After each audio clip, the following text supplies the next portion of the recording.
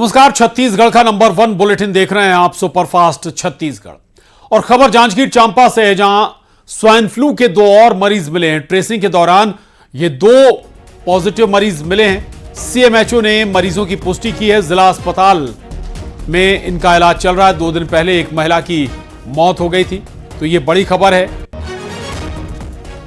Swine flu के 2 और मरीज मिले हैं जांजगीर चांपा में। ट्रेसिंग के दौरान ये 2 पॉजिटिव केस सामने आए हैं और इसके बाद अब सीएमएचओ ने इसकी न केवल पुष्टि कर दी है, बल्कि मरीजों का जिला अस्पताल में इलाज भी किया जा रहा है। 2 दिन पहले ही एक महिला की मौत स्वाइन फ्लू की वजह से हो गई थी और इसी के बाद हरकत में आया स्वास्थ्य महकमा। जांच की गई, ट्रेसिंग की गई और इसके बाद अब 2 और स्वाइन फ्लू के मरीज सामने आए हैं, जिनका तत्परता के साथ इलाज किया जा रहा है। तो स्वाइन फ्लू भी अब पैर पसार रहा है छत्तीसगढ़ में, खासतौर से जांजगीर चांपा में 2 मरीज मिले हैं।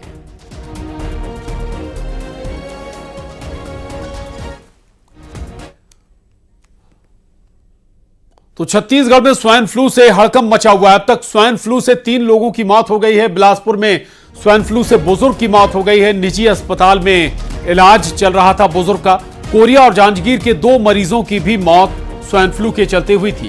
बिलासपुर में इलाज के दौरान मौत हुई थी। तो 3 लोग अभी तक स्वाइन फ्लू की वजह से काल के गाल में समा चुके हैं, मौत हो चुकी है और इसी को लेकर अब हड़कंप मचा हुआ है। सरकारी स्तर पर भी सक्रियता बढ़ गई है। स्वास्थ्य महकमे में हड़कंप मचा हुआ है। लगातार जांच भी की जा रही है कि अगर कोई भी वैसे लक्षण दिखते हैं तो फिर तुरंत ही जांच की जाए और अगर स्वाइन फ्लू पॉजिटिव है व्यक्ति तो फिर उसे तुरंत इलाज भी मुहैया कराया जाए।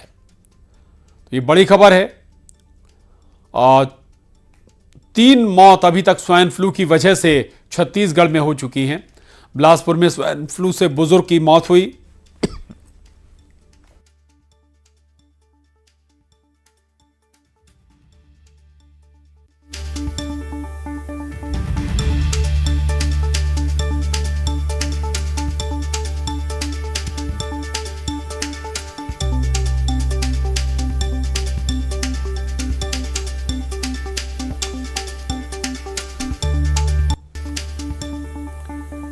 और न्यूज 18 संवाददाता बिलासपुर से उमेश मौर्य हमारे साथ जुड़ गए हैं। साथ ही कैलाश कश्यप जांजगीर चांपा से हमारे साथ जुड़ गए हैं। उमेश, बिलासपुर से भी ये वाकई दुखद खबर थी कि आखिर स्वाइन फ्लू ने काल के गाल में ले लिया एक शख्स को। अभी क्या चल रहा है? क्या स्वास्थ्य विभाग एक्शन ले रहा है? टेस्टिंग की जा रही है लोगों की? देखिए, बिलासपुर में 2 दिनों की ही बात करें, शुक्रवार और शनिवार की, तो शुक्रवार को 2 मौतें हुई थी। एक कोरिया की जो महिला है, उन्हें गंभीर हालत में अपोलो एडमिट कराया गया था, जहां पर उनको वेंटिलेटर और ऑक्सीजन के सपोर्ट पे रखा गया था। इलाज के दौरान उन्होंने दम तोड़ दिया। इसके बाद जांजगीर की एक महिला थी, उनको भी अपोलो लाया गया था। उसके बाद उनके परिजनों ने लामा कराकर दूसरे अस्पताल ले गए थे, जहां पर उसकी भी इलाज के दौरान मौत हो गई थी। कल शनिवार को फिर एक 66 वर्षीय बुजुर्ग विजय सिंह की, जो बिलासपुर का रहने वाला है, उसकी अपोलो अस्पताल में इलाज के दौरान मौत हो गई है। कहीं ना कहीं लगातार ये 3 मौतों ने स्वास्थ्य विभाग को चिंता में डाल दिया है कि आखिर अभी मलेरिया और डायरिया का प्रकोप बढ़ा ही था, उससे निपट ही रहा था स्वास्थ्य विभाग की। ये कहीं एक और जो नई बड़ी चुनौती जो है वो स्वाइन फ्लू के रूप में आ गई है। तो कहीं ना कहीं बड़ा खतरा जो है वो देखने को मिल रहा है। हालांकि स्वास्थ्य विभाग अपनी ओर से पहले से ही अलर्ट जारी रखा हुआ है कि जल्द जल्द बीमारियों को ध्यान में रखे। इसके साथ ही स्वाइन फ्लू के जो लक्षण है वो सर्दी खांसी बुखार, जैसे आम सर्दी खांसी बुखार होता है या वायरल फीवर होता है, उसी तरीके से होता है। ऐसे में समझ पाना थोड़ा सा मरीजों को मुश्किल होता है और ये मरीज जो है आसपास के जो झोला छाप डॉक्टर हैं उनका सहारा लेते हैं, उनसे दवाई कराते हैं, तब तक के बहुत देर हो जाता है। हालांकि जो 3 मौतें हुई हैं वो 50 के पार थे। ऐसे में उन लोगों यानी समय पर इलाज ना मिल पाना भी ये एक बड़ी वजह रही है इन मौतों के पीछे। रहिएगा, आपके पास फिर आऊंगा। जांजगीर चांपा से कैलाश कश्यप बने हुए हैं। कैलाश, जांजगीर चांपा में भी अभी स्वाइन फ्लू के मरीजों का इलाज चल रहा है, वहां क्या स्थिति है और एहतियातन स्वास्थ्य महकमा क्या कदम उठा रहा है? जी, स्वास्थ्य विभाग जैसे ही महिला की मौत हुई थी बिलासपुर में इलाज के दौरान, जब यूनिटी हॉस्पिटल में इलाज के दौरान महिला की मौत होने के बाद जो है स्वास्थ्य महकमा पूरी तरह से अलर्ट मोड में आ गया और उनके कॉन्टैक्ट ट्रेसिंग के लिए उनके परिजन जो मिले थे उनसे ट्रेसिंग कराया गया और 5 का जो है सैंपल लेकर टेस्ट कराया गया था। उनका परिजन में आज 2 लोग का पॉजिटिव आ गया है। इससे स्वास्थ्य महकमा पूरी तरह से हड़कंप मच गई है। साथ ही उनको एहतियात के तौर पर जिला अस्पताल पर भर्ती कराकर इलाज जारी है और उनको क्वारंटाइन में सेंटर में भी रखा गया है ताकि अन्य लोगों पर भी न फैले। और साथ में गांव और आसपास के क्षेत्रों में जिला जो है स्वास्थ्य अधिकारी उनके द्वारा लगातार जो है इस पर निगरानी रखा हुआ है ताकि अन्य लोगों पर इस तरह के स्वाइन फ्लू की बीमारी ना फैले और संक्रमित ना हो। लोगों को एहतियात के लिए लगातार गांव में मुनादी भी कराया जा रहा है। आसपास को साफ सफाई और साथ में जल भराव से बचने के लिए भी लगातार हिदायत दी गई है और जिला प्रशासन के तरफ से भी सभी ग्राम पंचायत में मुनादी किया जा रहा है जिससे इस तरह के संक्रमित बीमारी से बचा जा सके और लोगों को इस तरह से डायरिया, मलेरिया और स्वाइन फ्लू जैसे बीमारी से दूर रखने के लिए पूरी तरह से एहतियात में है और अलर्ट मोड में है जिला प्रशासन के साथ साथ स्वास्थ्य विभाग। बिल्कुल ठीक बात है। तो जांजगीर चांपा में अलर्ट मोड पर है। उमेश, एक्सपर्ट्स क्या बताते हैं, आखिर वजह क्या है इसके पीछे, क्या वजह, किस कारण से स्वाइन फ्लू फैल रहा है? कम शब्दों में देखिए जिस तरीके से मौसम में बदलाव हुआ है और सर्दी खांसी जैसी जो ये बीमारी है, इसको शुरुआत में जो लोग हैं वो हल्के से ले लेते हैं, जिसकी वजह से यही जो बीमारी है आगे चलकर भयावह रूप ले लेती है। और जिस तरीके से आज सुबह जब हमने सीएमएचओ साहब से बात किया, डॉक्टर प्रभात श्रीवास्तव थे, तो उनका साफ तौर पर यही कहना था कि कोरोना के लक्षण हो या फिर स्वाइन फ्लू के लक्षण हो या फिर वायरल फीवर हो, ये समान, तीनों के जो लक्षण है समान होते हैं। ऐसे में जो मरीज है वो लापरवाही नहीं करनी है, तुरंत आपको दिखाना है डॉक्टर्स को, कंसल्ट करना है डॉक्टर से। बहुत शुक्रिया उमेश आपका और कैलाश आपका भी धन्यवाद। आगे बढ़िए। डिप्टी सीएम विजय शर्मा ने नक्सलियों को लेकर बड़ा बयान दिया। उन्होंने कहा है कि नक्सलियों के बीच 2 गुट बन गए हैं। एक बस्तर के आदिवासियों को नक्सलवाद से हो रहे नुकसान के बारे में सोच रहा है, दूसरा गुट है जो इन बातों से इत्तेफाक नहीं रखता और बंदूक के दम पर डर का माहौल बस्तर में बनाए रखना चाहता है। इसकी खबर इंटेलिजेंस के जरिए सरकार के पास पहुंची है। गृह मंत्री शर्मा ने कहा कि मुझे बहुत सी बातें पता चली हैं। नक्सलियों के बीच 2 भाग हो गए हैं, कुछ को बहुत ज्यादा दुख है। गृह मंत्री ने कहा नक्सलियों के बीच भेद उत्पन्न हो गया है। उन्होंने कहा कि जो लोग नक्सलवाद से बाहर आना चाहते हैं सरकार उनको सुरक्षा देगी। नक्सलियों के माध्यम से जारी किया गया और ये कहा गया कि हमको खेद है कि फला एक आईडी ब्लास्ट में फला का ऐसा ऐसा हो गया। अब मैं आपसे पूछना चाहता हूं, आपके माध्यम से उनसे भी पूछना चाहता हूं, क्या एक खेद है? हजारों के लिए खेद नहीं है? ये निसंदेह मुझे लगता है और बहुत स्पष्ट इस बात का आभास है कि उनके बीच में भी बहुत स्थिति ऐसी हो गई है कि ये खून खराबा और ये सारी स्थितियां अब वो लोग स्वीकार नहीं कर रहे हैं। सब लोग फंसे हुए हैं, कुछ लोग निकलना चाहते हैं बाहर। ऐसे संपर्क भी हैं, ऐसी बातें भी, और इसलिए वो सारे लोग बाहर आए, सरकार पूरी सुरक्षा मुहैया कराएगी। और युगल तिवारी हमारे साथ जुड़ गए हैं और जानकारी के साथ। युगल, वाकई अगर ऐसा है कि नक्सलियों में भी 2 फाड़ हो गया है तो फिर इसका फायदा सरकार को उठाना चाहिए और न केवल इतना मशवरा या फिर कहीं कि इतना भरोसा दिया जाए कि आपकी सुरक्षा की जाएगी, बल्कि और कुछ भी रणनीति अपनाई जा सकती है। युगल जी बिल्कुल। देखिए प्रशांत, जब से बीजेपी की सरकार आई है माओवादियों को पीछे धकेलने का काम है वो लगातार जारी है। अभी हम बात करें तो पिछले 6 महीनों में लगभग 200 माओवादियों को मार गिराया है हमारे जवानों ने और उससे भी अधिक लगभग 250 से 350 ऐसे माओवादी हैं जिन्होंने सरेंडर किया है। लेकिन अब राज्य सरकार के बाद जो इंटेलिजेंस की जो रिपोर्ट आई है और माओवादियों को 2 गुट में बताया जा रहा है, एक पुख्ता रिपोर्ट है, तो उस आधार पर ये बातें हैं। डिप्टी सीएम गृह मंत्री विजय शर्मा ने कहा है, तो इससे साफ जाहिर है कि माओवादियों में 2 गुट है और जिस तरह से वहां पर हिंसा हो रही है, बेगुनाह लोग मारे जा रहे हैं और जिस तरह से बच्चे आईडी के चपेट में आए हैं, तो इससे 2 फाड़ की जो बातें हैं वो सामने आई है। अगर इस तरह की स्थितियां माओवादियों के बीच बन रही है और बहुत सारे ऐसे जो माओवादी हैं, जो हार्डकोर माओवादी हैं, वो घर पर बैठ करके इसको संचालन पालन करते हैं, एसी में बैठ करके फरमान जारी करते हैं, लेकिन जो धरातल पर जो काम करते हैं माओवादी, उनकी जाने जाती है, माओवादी उन्हें कुछ दे नहीं पाते हैं। कई तरह की रिपोर्ट जो आती है तो सरकार लगातार इस दिशा में काम कर रही है। कई बार ऐसे जो बयान है वो आए हैं, तो ये कहा जा सकता है कि माओवादियों में भी जो गुटी जो संघर्ष है वो अभी देखने को मिल रहा है। जी शुक्रिया युगल आपका इस पूरी जानकारी के लिए, धन्यवाद। और अब खबर सुकमा से, जहां नक्सलियों की कायराना करतूत एक बार फिर सामने आई है। नक्सलियों ने उप सरपंच को मौत के घाट उतार दिया, मुखबिरी के शक में ग्रामीण की हत्या कर दी। वारदात के बाद गांव में दहशत है, जिसके बाद दहशत में ग्रामीण ने आत्महत्या कर ली। नक्सलियों की केरला पाल कमेटी ने वारदात की जिम्मेदारी ली है।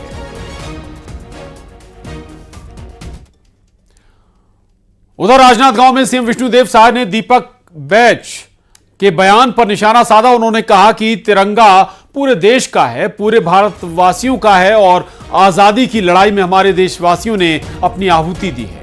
आपको बता दें कि दीपक बैज ने तिरंगा यात्रा को लेकर बीजेपी पर निशाना साधा था। उन्होंने कहा था कि आरएसएस के कार्यालय से तिरंगा यात्रा निकालनी चाहिए। सीएम यहां तिरंगा यात्रा में शामिल हुए।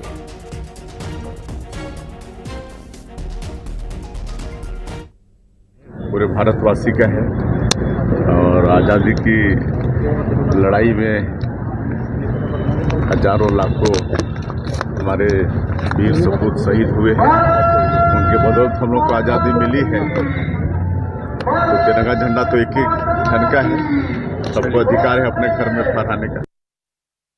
और कांग्रेस में अनुशासन को लेकर डिप्टी सीएम विजय शर्मा ने निशाना साधा था। इसे लेकर कांग्रेस के प्रदेश अध्यक्ष दीपक बैज ने पलटवार किया। दीपक बैज ने कहा कि बीजेपी में कितना अनुशासन है ये सबको पता है।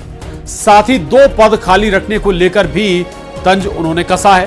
दीपक बैज ने तिरंगा यात्रा पर भी निशाना साधा और नागपुर की मेन शाखा से यात्रा निकालने की नसीहत दे डाली।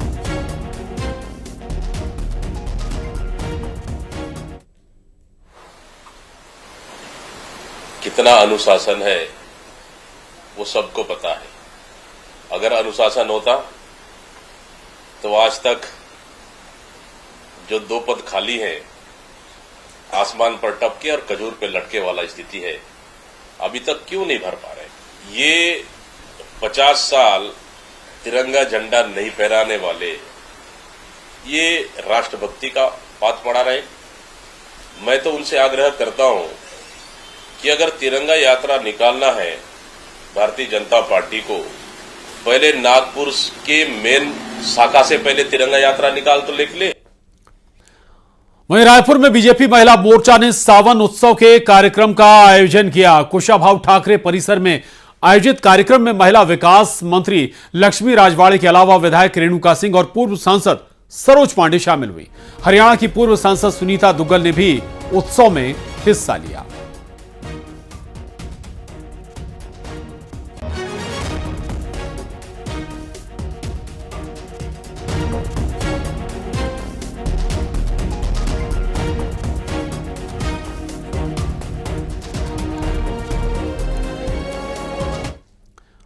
और इधर भिलाई नगर निगम में भारी असंतोष है। कांग्रेस के 3 पार्षदों के इस्तीफे की खबर है। वार्डों में विकास कार्य नहीं होने से नाराज बताए जा रहे हैं ये पार्षद, जिसके बाद इनके महापौर को अपना इन्होंने इस्तीफा सौंपने की खबर है। हालांकि इस्तीफे की खबर को कांग्रेस जिला अध्यक्ष ने गलत बताया है।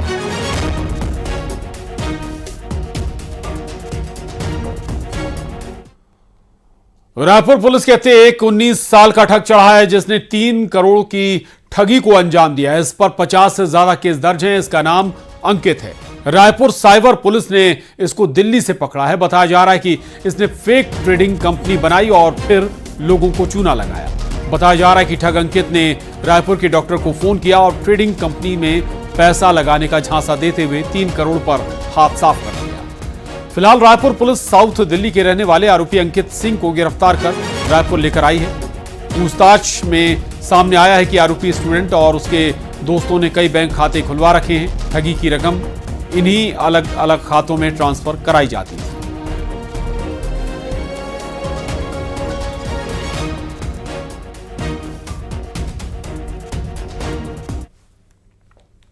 उधर बिलासपुर में हाई कोर्ट ने कोरबा के चर्चित सलमा सुल्तान हत्याकांड के आरोपी मधुर साहू को बेल दे दी है। दोनों पक्षों की दलील सुनने के बाद पर्याप्त सबूत न होने पर कोर्ट ने मधुर साहू को जमानत दे दी। कुसमुंडा की रहने वाली एंकर सलमा सुल्तान रहस्यमय तरीके से 2018 में लापता हो गई थी। परिजनों ने 2 महीने बाद सलमा की गुमशुदगी की रिपोर्ट थाने में लिखवाई थी। पुलिस ने जब जांच की तो जिम संचालक मधुर साहू ने से सलमा के प्रेम संबंध की जानकारी मिली। यही नहीं, मधुर की नौकरानी ने पूछताछ में हत्या की बात बताई। मधुर के अलावा उसके दोस्त भी हत्या में शामिल थे। शव को सड़क के नीचे इन लोगों ने दफना दिया था, जहां बाद में 4 लेन का निर्माण हुआ। बाद में खुदाई में वहां कंकाल मिला।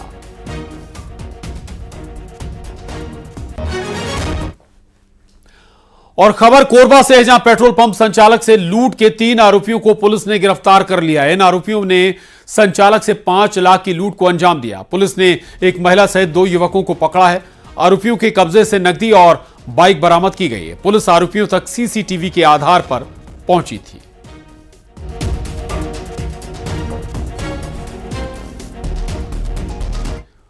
खबर मनेंद्रगढ़ से। मनेंद्रगढ़ में केवई नदी में 4 साल की बच्ची डूब गई। गोताखोर कल से बच्ची की तलाश में जुटे हैं। लोगों की मदद से बचाव का काम किया जा रहा है। केल्हारी इलाके के बिछिया टोला गांव की मासूम बच्ची रहने वाली थी।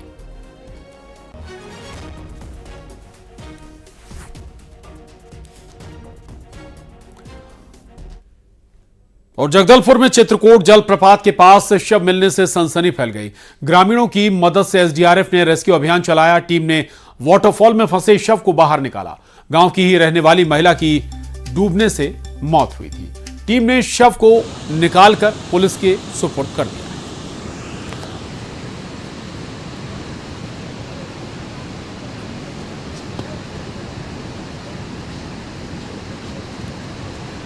तो जगदलपुर का यह मामला था। चित्रकूट जलप्रपात के पास शव बरामद हुआ था और एसडीआरएफ ने रेस्क्यू अभियान चलाकर शव को बाहर निकाला।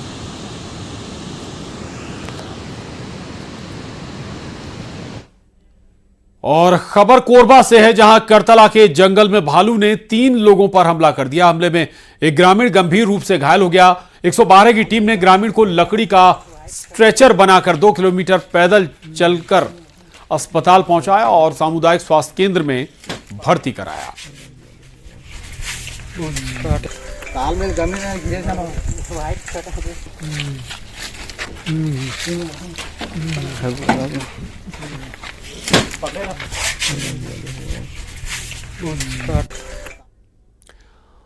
खबर कांकेर से। कांकेर में जंगलवार कॉलेज में तेंदुआ नजर आने से हड़कंप मच गया। कॉलेज कैंपस में जवानों ने कैंटीन के तेंदुए को देखा। भोजन पानी की तलाश में भटकता हुआ तेंदुआ कॉलेज पहुंच गया। कॉलेज में ट्रेनिंग ले रहे एक जवान ने तेंदुए का वीडियो अपने मोबाइल में कैद कर लिया।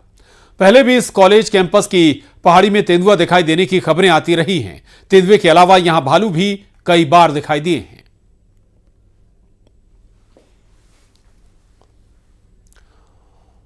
उधर बलरामपुर में दंतैल हाथी का आतंक जारी है। बेंगो में 2 किसानों के घरों को निशाना बनाया। किसी तरह किसान और उनका परिवार घर से भागकर उन्होंने जान बचाई। वाड्रफ नगर वन इलाके में हाथियों ने डेरा जमा रखा है। वहीं जशपुर में भी हाथियों का आतंक है। पत्थल गांव वन परिक्षेत्र में हाथियों ने उत्पात मचाया और 3 घरों को तोड़ दिया। पहले नहीं हुआ था सर।